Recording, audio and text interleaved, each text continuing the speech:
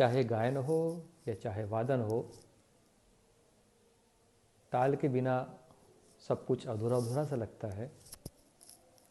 और गायन वादन में संगत के लिए जो सबसे महत्वपूर्ण वाद्य है, जो सबसे अधिक प्रचार में है, वो है तबला। आज हम तबले के बारे में जानकारी प्राप्त करेंगे और तबले का सचित्र वर्णन ये देखेंगे, जो कि अगली स्लाइड में आपको चित्र के माध्यम से भी दर्शाया गया है और समझाया गया है।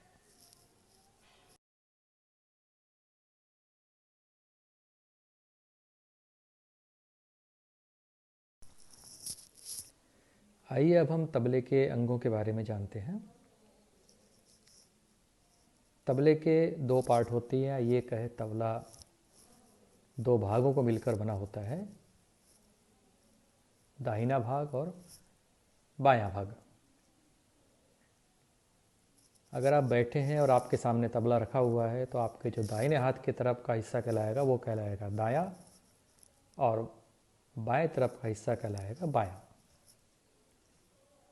प्रचार में इसका दूसरे नाम भी हैं, जैसे बायां को हम डग्गा भी कहते हैं और दाहिने को चाटी, डग्गा चाटी या बायां और दायां। इन दोनों भागों के जो अंग हैं वो लगभग समान है, एक दो अंतरों को छोड़ दें। तो पहले हम असमानता की बात कर लेते हैं। जो दाहिना भाग होता है तबले का, उसका जो बेस है वो लकड़ी का बना होता है, जबकि जो बायां भाग होता है उसका बेस धातु का या पहले के समय में या मिट्टी का भी बना हुआ होता था। हालांकि आजकल अब मिट्टी के जो बाएं हैं बनने वो बंद हो गए हैं, या बन रहे हैं तो बहुत कम बन रहे हैं, ज़्यादातर मेटल। और मेटल में भी कुछ तबले जो बायां भाग होता है वो निकेल में पाए जाते हैं, कुछ कॉपर या तांबे के भी बने मिलते हैं, और कई जो बाएं हैं वो पीतल के भी बने मिलते हैं। निकल, तांबा, पीतल, इन तीनों में से किसी भी मेटल से बायां बना हो सकता है, और या कभी कभी मिट्टी का भी बना हुआ हमें मिल सकता है। मुख्य अंतर तो इसमें यही है, और बाकी जो अंग हैं वो लगभग दोनों के समान हैं।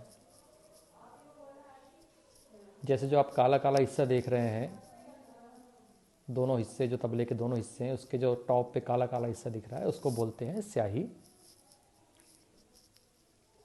ये बात विशेष ध्यान देने योग्य है कि जो दाहिना हिस्सा होता है तबले का, दायां भाग होता है, उसमें जो स्याही लगी होती है वो बिल्कुल बीचों बीच लगी होती है,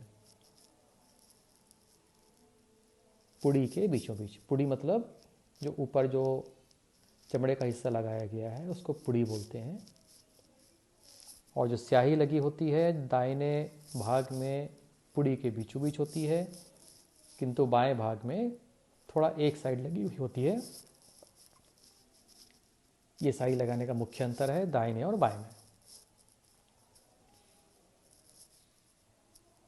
इसके बाद जो एक खाली हिस्सा आता है उसको लव या मैदान बोलते हैं। उसके बगल का हिस्सा जो डबल लेयर का होता है उसको चाटी बोलते हैं। आप देखिए चमड़े की स्ट्रिप बनी हुई है दोनों में, इस चमड़े की स्ट्रिप को बद्धी बोलते हैं। दाहिने भाग में तो ये चमड़े की ही होती है, लेकिन बाएं भाग में जो बायां तबला होता है उसमें कई बार सूत की रस्सी की भी ये पाई जाती हैं, लेकिन चमड़े की ही इसमें सर्वोत्तम मानी गई है। ये बद्धी ऊपर जिस पार्ट से होकर गुजरती है, जिसमें छेद बने हुए रहते हैं जिससे बद्धी गुजरती है, उसको कहते हैं गजरा।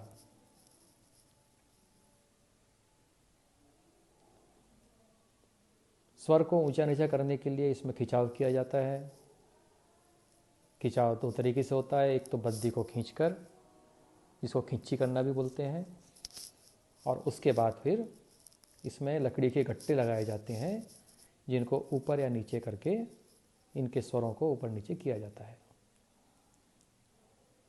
दाएं के गट्टे थोड़े अलग तरह से होते हैं, गोल और बड़े, और बाएं के गट्टे थोड़े पतले होते हैं। इसके बाद नीचे जहाँ जिस हिस्से से ये बद्दी गुजरती है, ऊपर वाले हिस्से को तो कहते हैं गजरा, और नीचे भी ऑब्वियसली नीचे से भी बंध के आएगी, नीचे से फिर ऊपर आएगी, ऊपर से फिर नीचे आएगी। जो जहाँ नीचे जो बंधी हुई होती है वो कहलाती है गुंडरी। जिस पर तबले रखे हुए होते हैं वो कहलाती है गद्दी। इस तरीके से जो मुख्य मुख्य अंग हैं ये आपने देखा, दोनों में बिल्कुल लगभग सेम अंग है, नाम भी उनका वही है, किंतु जो कुछ मुख्य अंतर थे वो मैंने आपको पहले बता दिया है। स्याही लगाने की तरीके दोनों में अलग अलग हैं, बेस जो है वह दोनों का अलग अलग होता है, एक लकड़ी का और दूसरा धातु का। थोड़ा अंतर गट्टों में होता है। साउंड तो दोनों के अलग होती ही हैं, क्योंकि इनके बनाने की जो बनावट है दोनों अलग है, इसलिए साउंड अलग होते हैं। लेकिन अंग जो हैं इसके वो लगभग इस तरीके से ही हैं। जब हमें स्वरों को चढ़ाना उतारना होता है तो अगर स्वर का ऊंचा नीचा ज़्यादा करना है तो गट्टे की सहायता से ठोक कर उसे ऊंचा या नीचा करते हैं।